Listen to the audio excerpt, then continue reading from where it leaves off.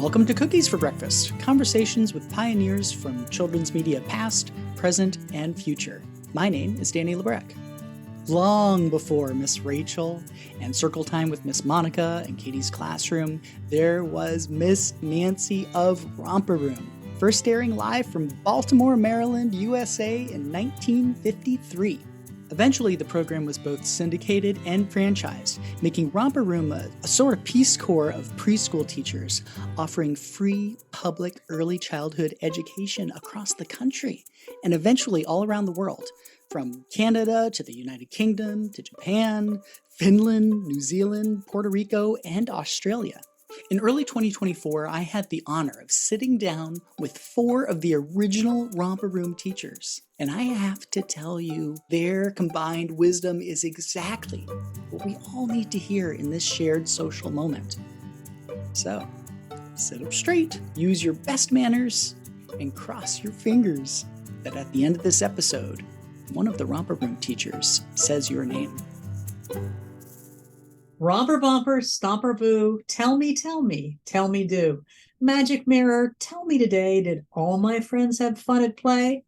Hi, everyone. Welcome to Cookies for Breakfast. It's a special one. You know, I am from Baltimore, and Baltimore has a long, proud history in children's television. One of the very first children's programs, started in 1953 right here in Baltimore, was called Romper Room, and I am honored to have some of the original Romper Room teachers with me today. I'm Molly Barber. Hi, I'm Margaret Lloyd. I'm Karen Robbins. My name is Florence Petheram. I was on Romper Room on 2 TV stations, KREM and KHQ.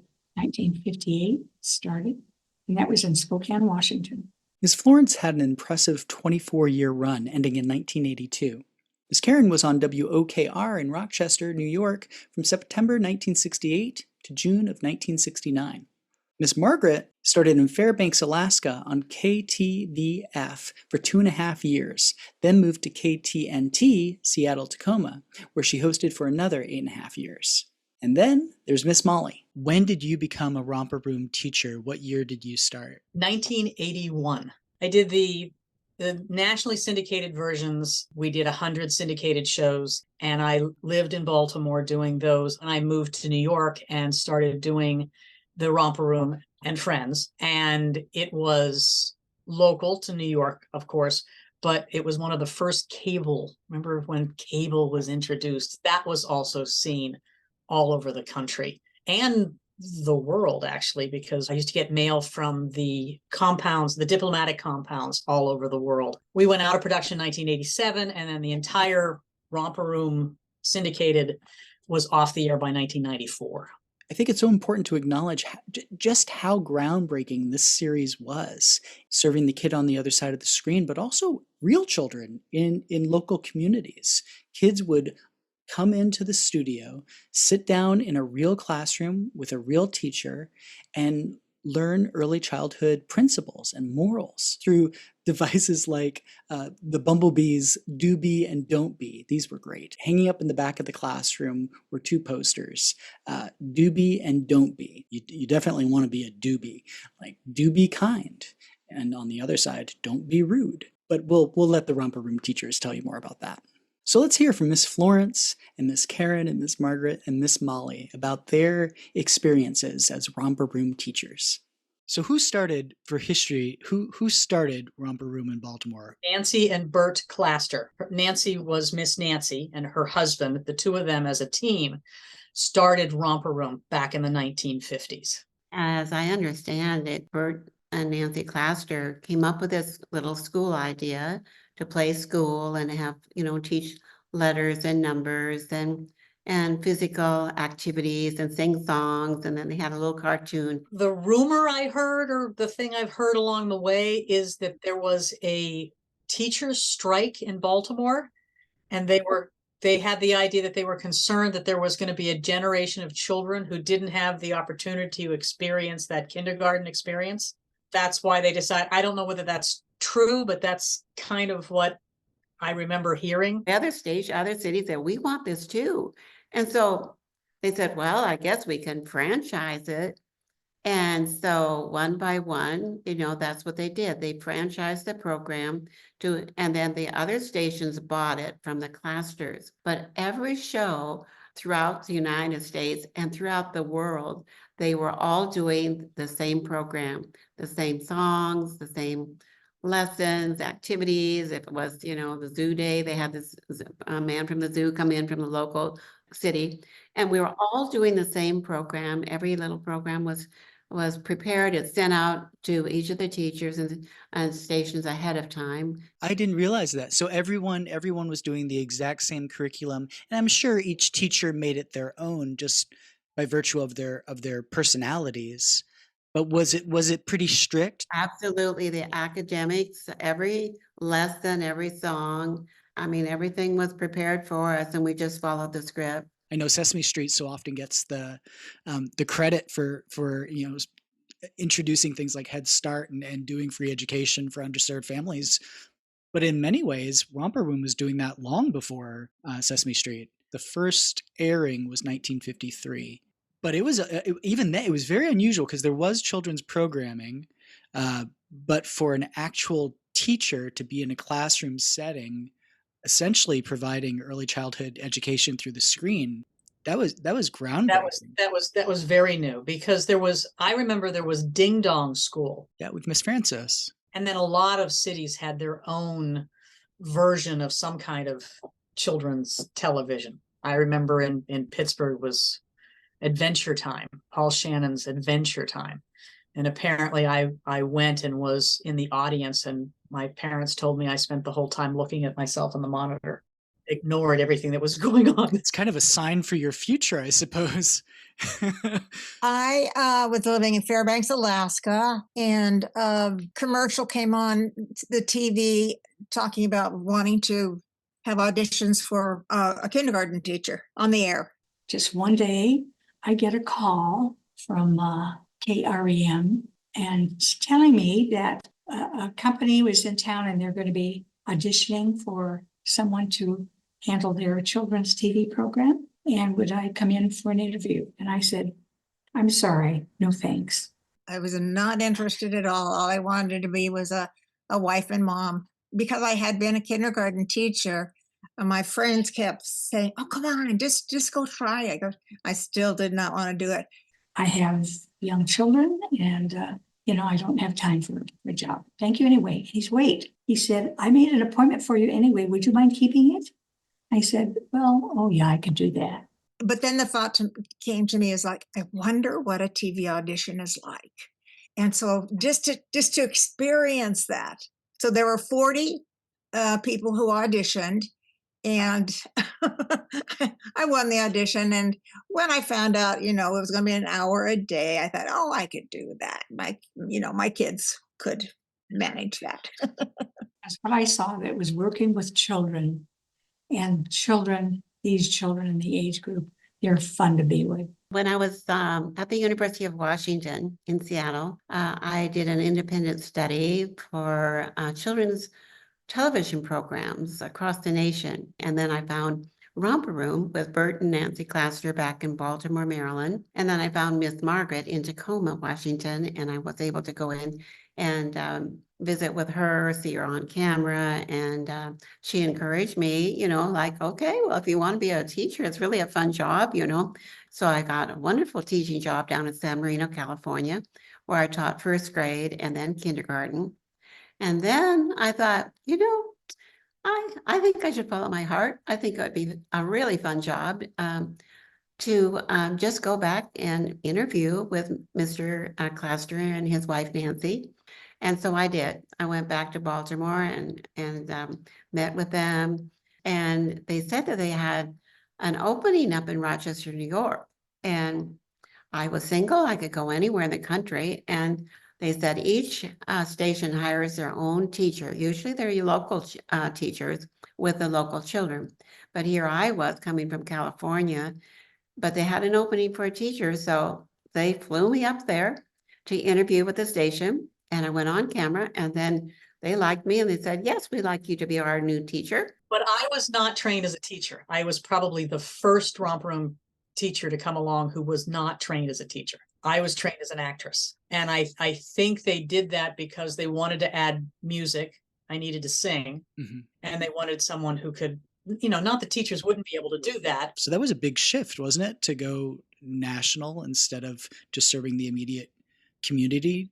It was a shift, and it was a shift for them because then the local teachers were dwindling and they needed to have something in its place. That's why they decided to do the syndicated version. And also the syndicated version that I did, they changed it to Romper Room and Friends. That's when the puppets were brought into place. So you see up behind me, he was a mischievous kind of little boy type. And Kimball was a life-size puppet, just as Doobie was. And we all know Doobie. Doobie the Bumblebee. So Kimball was described as a big, furry hug. And he kind of talked like this, like Kimball. And then there was Granny Cat, the puppet that I did. Now, Granny Cat had a rocking chair that she sat in. And I learned how to do her. And I would be underneath the set with my arm up in the air looking at a monitor. And so I did Granny Cat. I'm a very old cat.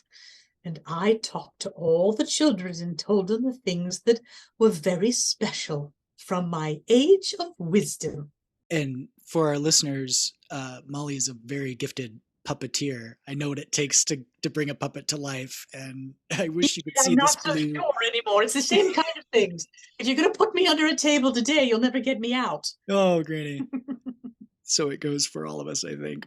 You were a very different breed of Romper Room teacher. That's what they were looking for, and that's where the shift went, because they added the puppet characters. They added, a whole slew of new songs that I sang that David Spangler wrote the music for. Mm-hmm. And so that's where I was different, but I still got the same outlines that all the teachers had. What was the experience being brought into the school and learning how to teach Romper Room style? But I just can remember Nancy Claster. She was just so methodical, just right on, very friendly. But yeah, we had a job to do, and here's how you do it. So they flew me back to Baltimore and went through the training for a 5-day training with other Romper Room teachers across the country. I too went to Baltimore, flew back to Baltimore for a training. It was very extensive, with Miss Nancy giving the instruction and helping us. And we had a big, lots of notebooks that we were given and all the different things that were important to learn, to follow. One of them I remember was that you can never say too many pleases and thank yous. They really wanted to stress, kindness and manners. After Miss Nancy, Miss Sally took over. And then when they hired me in the 90s, Miss Sally and her brother John were the ones in charge of doing our training. I did have the blessed time of meeting Miss Nancy, though. I met her, and she was charming and delightful, and I really enjoyed meeting her. One of my favorite memories is they took me to the Preakness, and that was a fun day, and that's when I met Miss Nancy, and she had come by a couple times, but most of my training was by Miss Sally and in Baltimore as well. But I was there much longer because we taped the 100 syndicated shows in Baltimore. And it's so interesting that it was a family legacy, that they really did pass it on from generation to generation. How much rehearsal time went in, or did you just show up and start the lesson? Did you go directly on camera, or did you have any rehearsal time to look at the curriculum that they were sending you, or the scripts they were sending you? Or we got scripts, and yes, we got a script, so we kind of knew exactly what to do in every step of the way to fill up the time. But the show really only took about 2 hours to do. I mean, some shows were 30 minutes. Mine was an hour, but you would, go in 45 minutes maybe ahead of the show, and then stay about 45 minutes after the show, and to, check out, make sure everything would be ready for the next day. I understand that not only are you connecting through the screen with that child at home and probably their adult, you're also managing an actual classroom of rotating children. It was very challenging. You were trying so hard to include the children at home to participate, and yet you had these 6 other children live, and you didn't ever know what they're going to say or if they're going to cooperate. Usually they always try to be their best and to cooperate, but you know, some just wanted to talk and interrupt you and everything, you know, and then you're trying to be polite and you listen to them, but you still have the show to do. So I would say it was very challenging, but striving to be your very best at every moment. All 4 of my children at one time or another were students on the program. And the 3 boys were just little angels, seriously. But my little daughter, while I was doing a live commercial and she knew better, came over and, you know, yanked on my mommy. So that was not a welcome situation. Do you remember what you were selling at the time? I don't remember that one, but I do remember when I was advertising Dr. Pepper. I just asked, you know, the camera audience, you know, who else do you think likes Dr. Pepper? And one of the little girls on set says, Mrs. Pepper. Oh my gosh, you can't write that. It was just before Easter, and I decided a nice little rabbit would be fun. So I contacted a farmer, and he brought in a cage, nice cage, 2 nice little rabbits. And I got some little carrots, you know, so kids could hand out carrots to the rabbits. And the kids sat all the way around it. And they were so happy to see these rabbits and everything. So then I took the little rabbits out, and then to my horror, one rabbit got on top of the other rabbit. I didn't know what to do. In fact, I couldn't talk. I was kind of laughing so hard. I didn't know quite how to handle that one. And meanwhile, the cameras are even going up and down too. Oh, really? If there was an animal, it was going to do something live. Either end, it was coming out, and you know, and then to watch the children's reactions to that. But the funniest occurrence that happened was the director and I had a cue that if a child was acting up at all, I would look straight at the camera and I would go, well, you know, and say something and move my hands in a certain way that he was known to. He would then come in tight and we'd go to commercial. We were playing the Do You See game, and there was a rather rambunctious little boy. And, you know, I was being a little silly. I was wearing a red dress, and I said, do you see anything red? And he pointed to my dress and he says, that's red. And I said, no, this is purple, and held the thing up. And I was about to say, you know, oh, I'm just messing with you, friends. I know this is red, which I started to do, thinking that he's tight on me and that we were going to go commercial. Well, he widened out. The little boy dropped down and put his head between my legs and looked up under my dress looking for purple.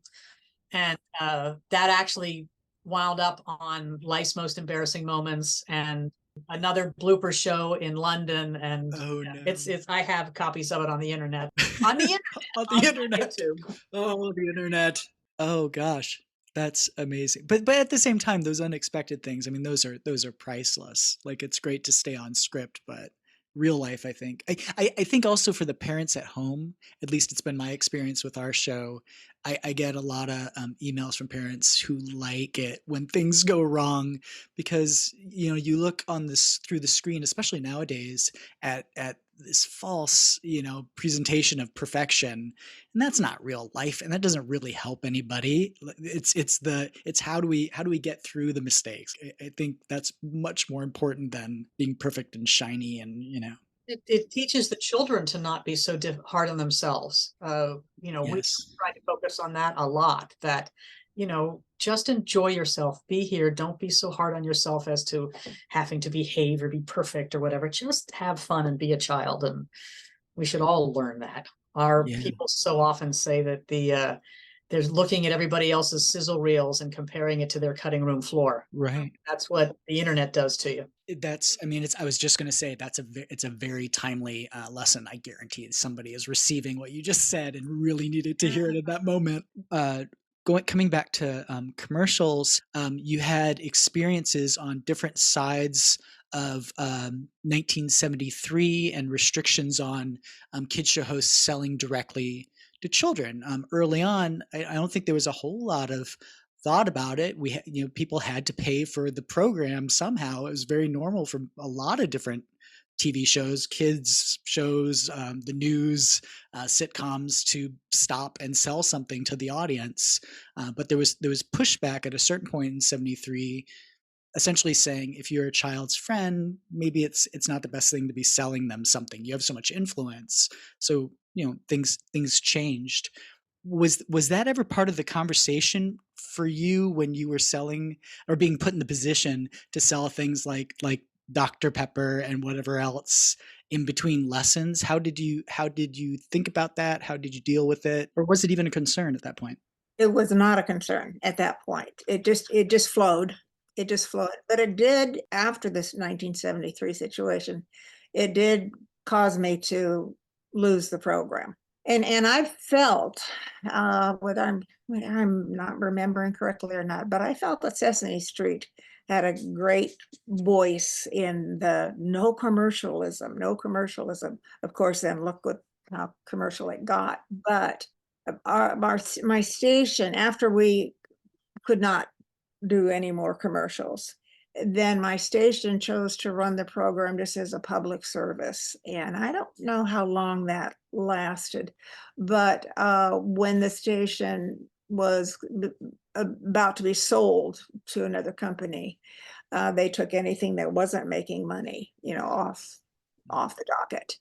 And so then the Romper Room closed, and I was very sad about that, of course. Around 1973-ish. Yes. I believe it was led by Peggy Sharon, and it was Action for Children's Television. Thank you, Action for Children's. Right.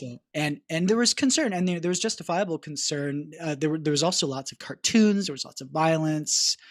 It's all still here. Those rules and regulations did not really help a whole lot, but it was an effort to serve children. But it had this unintended consequence of taking the legs out of hundreds and hundreds and hundreds and hundreds of really great local children's programming led by adult guides, educators, and really creative, funny, wonderful programs that were just as great as the few that made it onto public television, shows like Mr. Rogers' Neighborhood and Sesame Street and shows like that. Those were wonderful and became classics, but there were so many others too. So certainly there were some that were superficial and not really great, but unfortunately we lost a lot of great programs because of that. So on the other side of it, so now we're in the 80s, and there's a lot of get-arounds, with commercialism when it comes down to making money. Molly, for you, what was the experience like for you? We did have television. I never did a live commercial until after Romper Room. When Romper Room was over, I did actually live Nutrisystem commercials during the noon news at Channel 9. Oh. After I gave birth to my son. That was an interesting thing. Oh, but that wasn't part of Romper Room. That was just a separate. That was not part of Romper. Okay. They paid me to lose weight after I had a child. I was like, okay, fine, no problem. But we had to have a certain number of public service announcements within each show in conjunction with any of the commercials. And it did get harder and harder to sell commercial time in the show. And ultimately, that's why same thing happened. Another company bought our station. The most interesting part of the conversation about when they were telling us that we were no longer going to be doing Romper Room, he told me that they needed the studio space for a new show that was coming on, cutting edge 80s, Morton Downey Jr. Oh, no. That really marks that marks the moment. So they canceled Romper Room to bring on Morton Downey Jr. Oh, that hurts my stomach. It's really fascinating. I've been talking a lot with people that I consider to be predecessors of children's television, folks like you and my peers who are trying to deliver live action, adult-led programming through things like YouTube and streaming platforms. And there are all these really interesting parallels. act in 73, COPPA, 2024 right now. COPPA regulations are having a real impact, and it's the same sort of thing. The idea was we'll control it. We won't let anyone sell directly to the child on the other side of the screen. But at the exact same time, there are all these strange get-arounds where you can't hold up the thing and say, "Hey, kiddo, ask mom to buy you this thing." But the thing, if it happens to be in with the camera with you, that's okay. And that's almost worse. It's like subtle influence, it's manipulative. And yes, Sesame Street is amazing and does incredible work around the world with service. They have their nonprofit side and their for-profit side. But I tell you what, Elmo's face is on literally everything. Like it's so finding that balance between how to sustain the work to keep communicating healthy moral values. It costs money to do that. And it's frustrating that so much of what does get to break through the screen is so superficial and so based in selling. So it's, I don't know. I'm hoping to learn some lessons from the past to know how to go forward. Thinking of parallels, so you used to pretend to talk through the screen. Today, teachers can literally talk through the screen. You have any advice for teachers nowadays working with present day screens? I think present day screening and technology is just a given. It's just, hey, it's there, you just do it. And in fact, I still do. I still teach middle school children. I teach them the Bible. And oftentimes, if we can't meet live, which is our preference, but we'll Zoom a meeting. And I just am so grateful for that technology that we have today.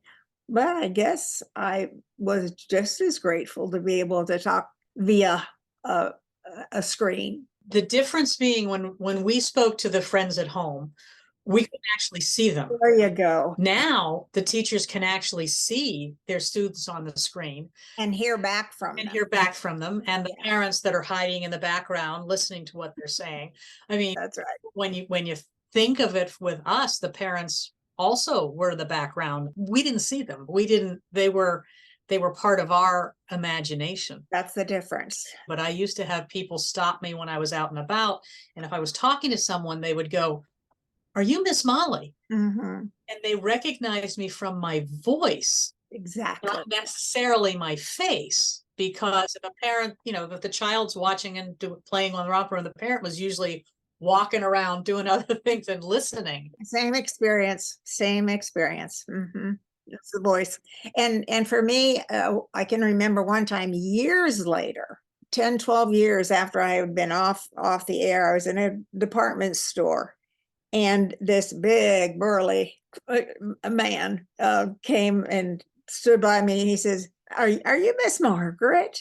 And, it would have been years, and yet it was the voice. At WOKR TV in Rochester, when children would, we encourage them to send us a picture, send us a letter, send us your numbers, whatever, to write us at this address, and then children would send in a picture of their activity that they had drawn.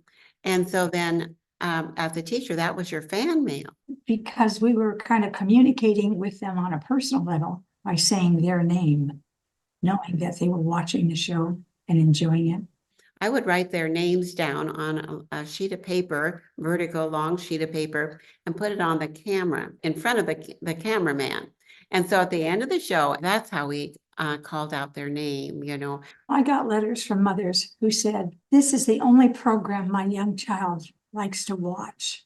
Thank you so much. We love it." And there's just one thing, though. We wish you would say her name at the end of the show. Adults today, they've told me, "You never called my name. You never said my name on the magic mirror." Over the years, even, I heard from people. They came up to me and said, "You never said my name." I don't know about you, but my favorite thing is still today, if someone either recognizes me when I'm out or someone tells the other person, she's Miss Molly from Romper, it's usually the big burly men turn into 5-year-olds and start to cry. And I can't tell you the number of times that happened. I mean, it happened today. We were in Best Buy with a friend of mine, and she told him who I was. And he said an expletive. Oh, dear.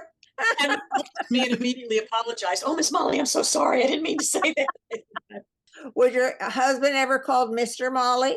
Oh, drove him crazy. Still doesn't. What an awesome responsibility that must be, to know that, we talk about influence all the time today, influencers, and usually influencers are selling makeup or something. But to know that the influence you had was a much deeper type of influence. Like, you really were caregivers for, maybe there were the parents in the background, but maybe there weren't. Maybe you were it. Well, I had one young man say to me, he also cried when he met me, and I met him several times later through theater experience. And one time he came up to me and he said, "You don't understand." He said, "I had my cereal with you every morning, and I lived in an abusive household, and you were my safe." Oh, wow. That's a big responsibility. At the time, I really didn't realize what the influence was, or I even know. how special it was to do what I was doing. I was doing my job. It was, years later that I realized what a gift it was to have had that job. The parents who came up and said, my daughter got lost in the department store, but knew to go to a person that had a name tag on, because you told them on Romper Room that if they ever got lost, go to find someone with a name tag. Or the person who came up and said, "I learned how to tie my shoes with you," those kind of things, or say the Pledge of Allegiance or whatever. Those are always very gratifying experiences. There's something, I think, just magical about feeling like somehow your teacher on the other side of the screen really does see you. And I love that it's not really magic. It was a lot of hard work. You were corresponding in real life with these children and hearing their stories through their pictures, and if they weren't feeling well. And I love that you took the time to acknowledge that through the screen. Okay, so that'll lead us into something else I wanted to talk about. Someone out there is listening to this and thinking about where they might be at, the adult, the grown-up, the teacher, the child that they take care of. What's something that you as a teacher would want to communicate with them for this moment, a little bit of affirmation? What would you say to the person on the other side of the screen today? I think in any situation, the child needs to know that they are cared about, that they are very important, and that you are really enjoying having this time with them. They are valuable.